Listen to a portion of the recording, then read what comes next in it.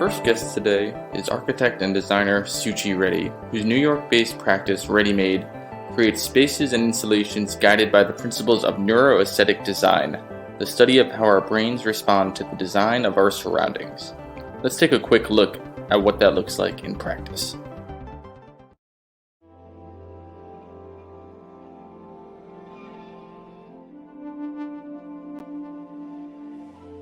The way this project is unusual is that we are actually pursuing a principle. I really believe that form follows feeling, and feeling is really what space and architecture are about. Space actually affects people. Design matters. It's why we spend the time making the decisions we do. Those things that we as designers intuit, neuroscience is now proving have an effect. Google created an exhibition that is showing design's impact on our biology. The way that I explain neuroaesthetics, it's really simple. It's basically how your brain changes on the arts. When you have a heightened aesthetic experience, like a piece of music, a sunrise, things that really elevate your everyday experiences, they change you. They change your biology, they change your mood, they change your emotion. I called Tsuchi Reddy and I said, taking the neuroaesthetic principles, could you create 3 different rooms that would evoke different responses? The goal is to see how people resonate with space and to really find out whether what they think they resonate with is what their body is actually resonating with. We respond to the aesthetics of our environments, whether we realize it or not. The band can demonstrate with data from the sensors that actually is happening. Heart activity, respiratory activity, skin temperature, skin conductance. We figure out from the data which room is the one that feels the calmest or the most at ease for people.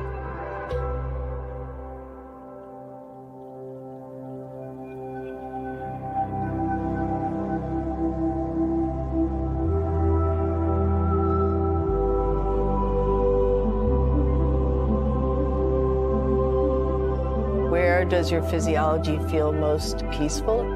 I think it's what people are searching for. The space between the notes, the place where they can come and just be.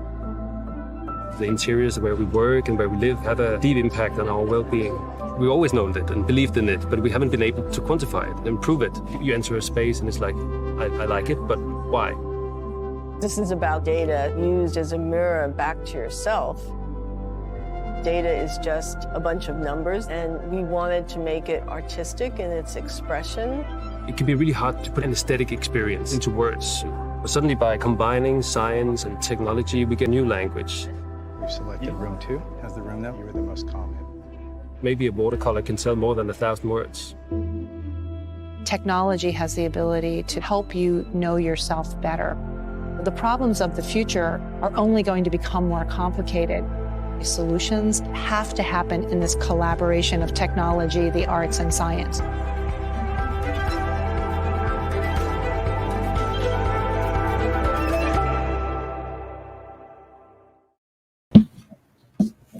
Suchi, thank you so much for joining us today. My pleasure, Matt. Thank you for having me. It's always fun to watch that film. I hope everyone enjoys it. You know, I think I came across that sometime last year, probably right after the Milan event where that was shown at, and was just so blown away by, actually being able to track the science and the sort of psychological impact that actual spaces have. So, in that video, I think we heard someone say, "I like it, but why?" Mm-hmm. Tell me a bit more about neuroaesthetic design and how spaces and these aesthetic experiences affect our brains and bodies. Well, let me backtrack a little bit. I'm an architect, and from the early days of my training, I had this epiphany when I was about 10 years old that the house that I lived in made me a different person than my friends. Don't ask me how I knew this. I just knew it. And I couldn't explain it. I knew it didn't make me better. It just made me different. And so what I really wanted to do when I became an architect is really make spaces that make people feel their best. And yes, you have to make them function. Yes, you have to make them work. Yes, you have to make them efficient. Yes, you have to make them meet budgets.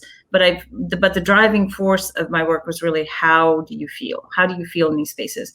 And first of all, kudos to you for, taking something that's so far out, really outside of the travel industry, but bringing it back to that, because I do think it's extremely important. Like when we travel, we're in these spaces that really affect us.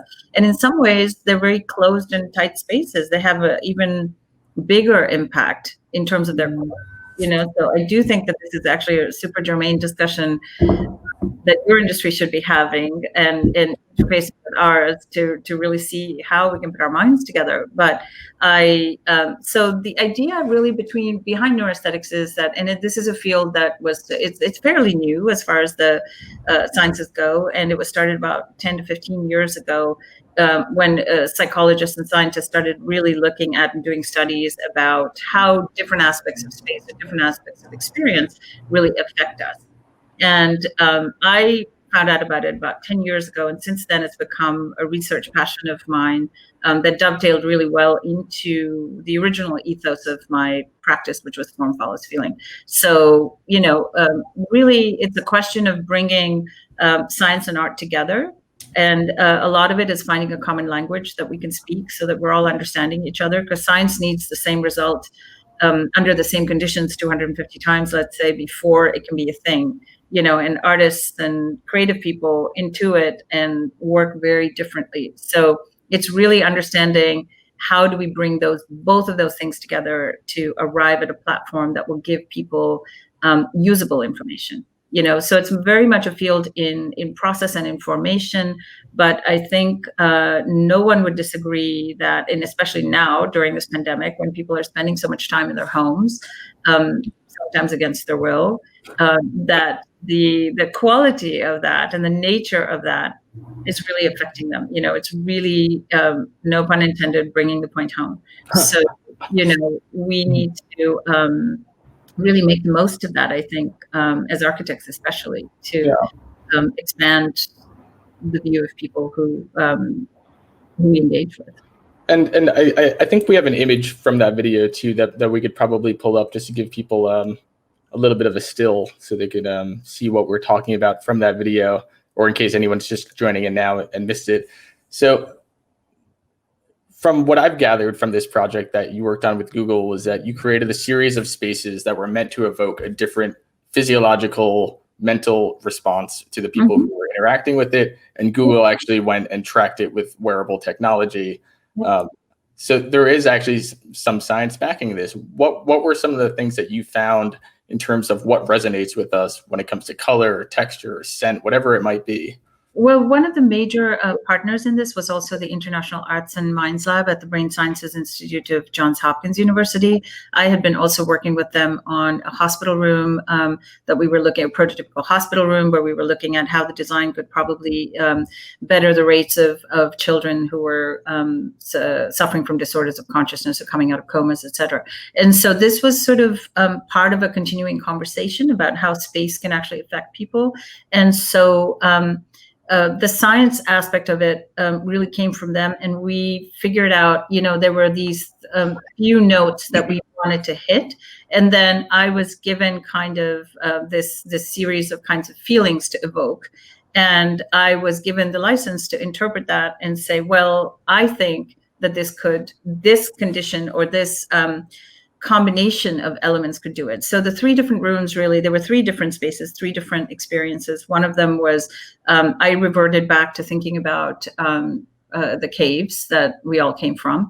And really the first one was sort of curved and the walls were made of mud, which is the image on the right that you see. Everything was supernatural. You could touch everything. There was a felt tapestry that was made in that, which you don't see in this picture, but it's like 16 meters long, and it's made of the dyes of flowers. And, there were all these kinds of real earthy things. And I curated the rooms with books about making, about poetry, about eating, about reading, those kinds of things that have to do with a very direct connection to the body.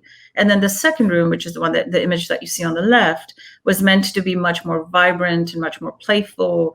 And so I used color, and the function in the rooms was the same. It was always a living room and a dining room, so that we didn't change too many things. And in between the rooms, we also had what we designed as an anechoic chamber. So it was a sort of like a palette cleanser. You went from one, but then all your senses kind of shut down because the colors, and it was a small space, and it was, with sound insulation. So everything was shut down. And then you went into the next room where you had different sounds, different smells, different colors, different experiences. And the colorful room I filled actually with pop-up books, which are a huge fascination of mine. I want to live there. I want to live in that colorful room. It just made me so happy to look at. And people loved it, because you have to give people something to do in these days. If you're going to ask someone to be in a room for 10 minutes, not on their phones and not talking to anyone, and just allowing their body to respond to something, that was in fact quite a difficult task. So we had to figure out how to keep people engaged that would still remain along the lines of what we were trying to work with. And then we gathered the data, not just to say to people, here's a set of rules, because anytime you try to do that, given the variety of human beings and our neuroplasticity, you're setting yourself up for failure. But what you can do is set up a sort of a set of guidelines. You could say, here's the point of the installation was just to show people, to reflect back to them in this kind of beautiful way of that kind of watercolor mandala that you saw in the film, that space matters, design matters. It's really affecting you on other levels than you think. It's not just a trend. It's not just how does it work, but it's actually making you feel something, and it's making your body react in a certain way. So once we know that, there's so much work to do in this field, tons of work to do, it seems just incredibly difficult for us to be able to cover that in just 20 minutes here. No, yeah.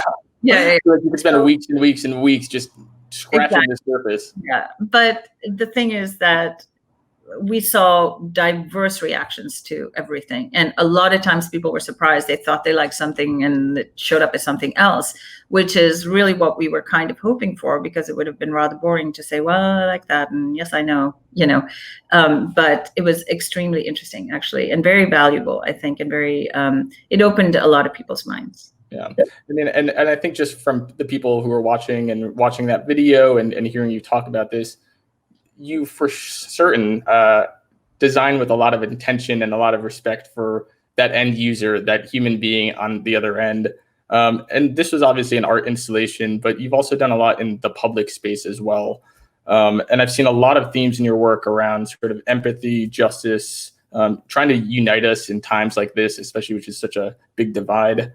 And of course, the big news this week, we have a new administration coming, including the first Black multiracial vice president, which everyone is psyched about.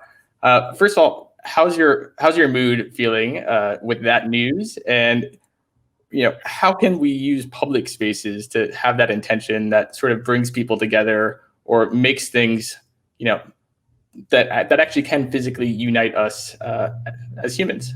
Well, I'm extremely hopeful. I will say that.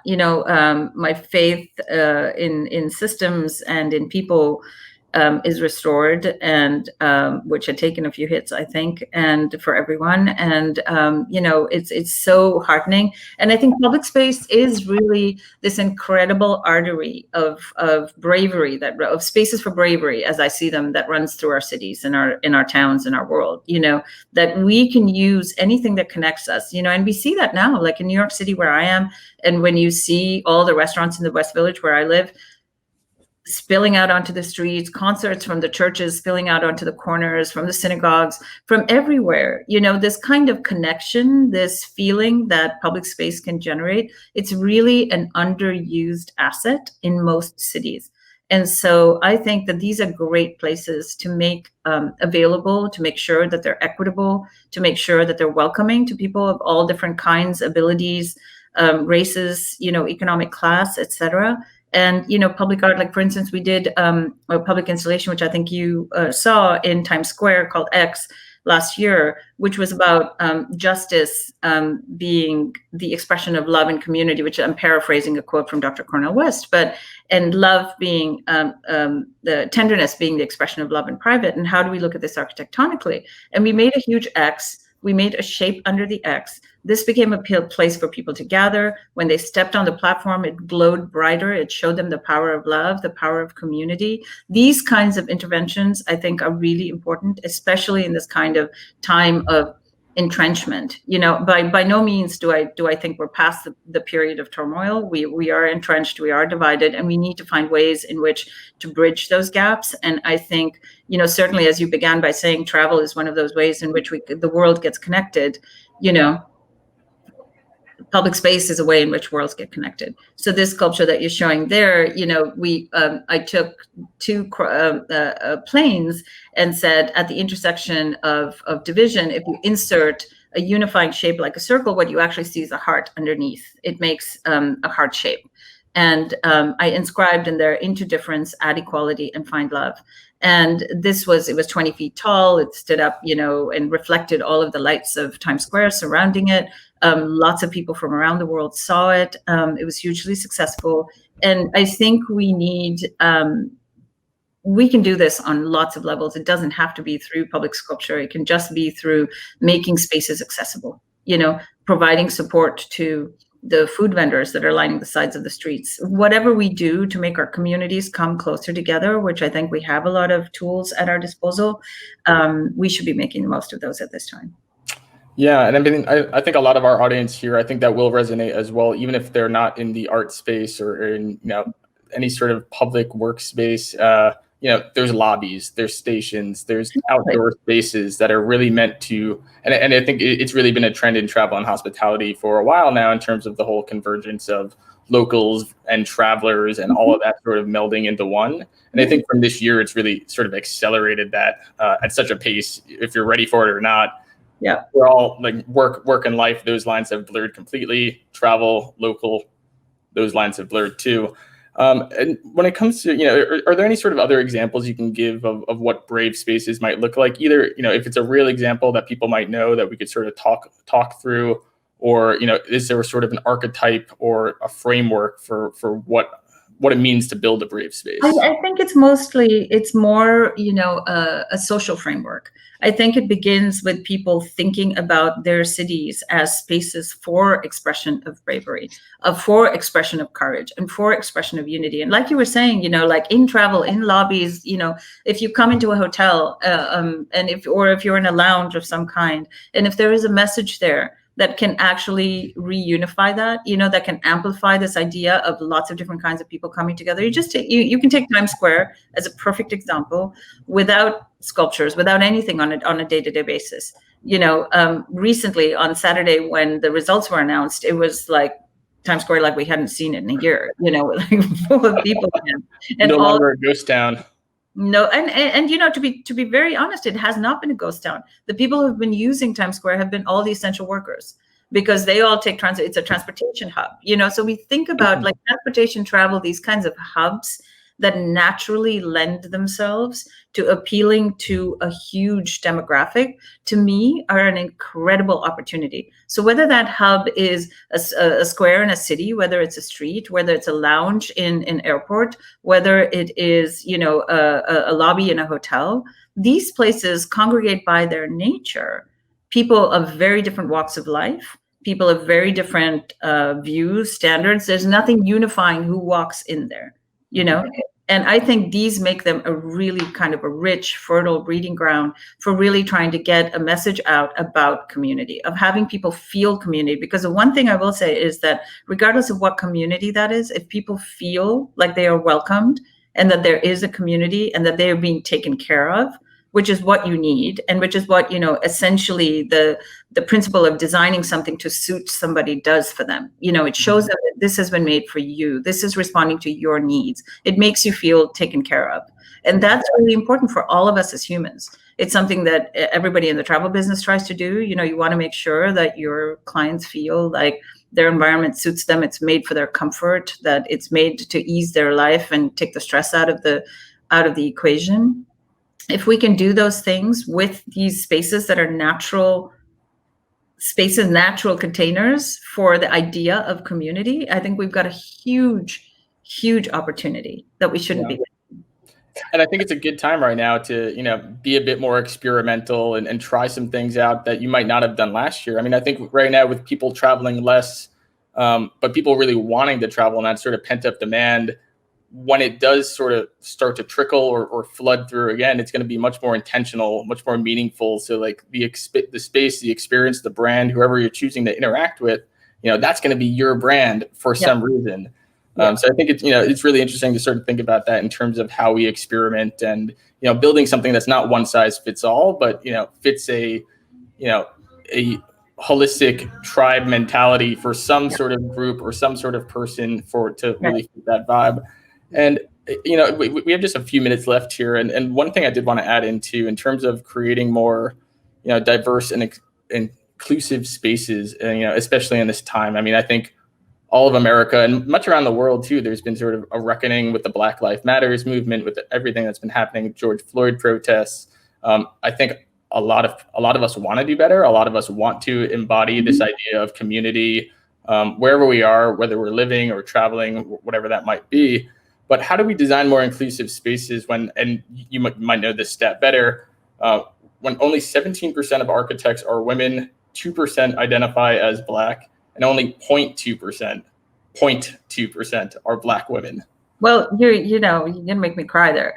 This is a battle that I've been fighting all my life, and the only way we can make it better is by doing what you do, by shining a light on that. So people know what are the reasons why those numbers are the way they are, because those opportunities are not there. Those role models don't exist in the bigger frame of things. Like if you named the biggest 10 architects in the world, there was one woman and she passed away. There are like 10 big firms that are mostly men, and these are the kinds of things that have to change. And I think that has to change not just in my profession, but it has to change all over, for equality to not just be a word, for it to be really something that we believe in. I think we're going to have to really work with that to make sure that we're providing those opportunities for people.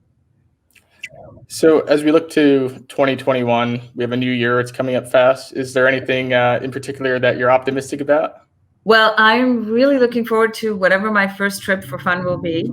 I've been traveling so much for the last few years that it's a very novel experience to be able to spend so much time in my 375 square feet of micro home, as beautifully as I've designed it, and I love it, and I'm very happy here. We were going to talk about that too, by the way, just to let everyone know. We did have a sort of a third segment around Suchi's 375 square foot micro apartment. I don't think we're going to actually get to it because the rest of the conversation has been so good, but we do have some links later, and you can sort of take a look at that. Sorry. It's super nice, but I designed it so that I could have a dinner party for 8 and, be comfortable and have at least 6 places to sit, which is my idea of luxury. So I don't have one chair and that's it. I need to have like variety and options. Options are the thing. But yeah, so I lost track of what you were asking me. What was I looking forward to in 2021? Yeah, anything to be optimistic about. Oh my God, I think there's so many things to be optimistic about. So many. I think we can look forward to a new way of thinking about everything. I think one thing this time has done for us is if something wasn't working in our systems, in our lives, in our personal lives, it's turned over the underbelly and made you not able to ignore it. So we have to fix all of these broken things. I'm looking forward to fixing as many broken things as I can, lay my hands or eyes on, or my talents and skills on, I should say. And I'm really looking forward to being in physical community with people again, and really enjoying travel again, actually, because travel is one of my huge inspirations. It's really what lights my fire and gets me going and thinking about how people across cultures and different places do what they do, and really feeling and sensing the flavors of those communities. So I'm really looking forward to that. Well, Suchi, I so greatly appreciate you being here, and I'm sure our audience does as well. And just to let everyone know, we have a ton of great other videos that we did not have enough time to play for here, including the X project in Times Square, which is just, by the way, just a fantastic video that like sort of brings a tear to my eye a little bit. But we'll send that out in the links with everything later on today or later this week. Suchi, thank you so much for joining us today. Yeah, it was my total pleasure. Thank you for having me, and thank you for being so pleasant to talk to and so hopeful. This is great. Thank you. Be well. All right, you too. Bye.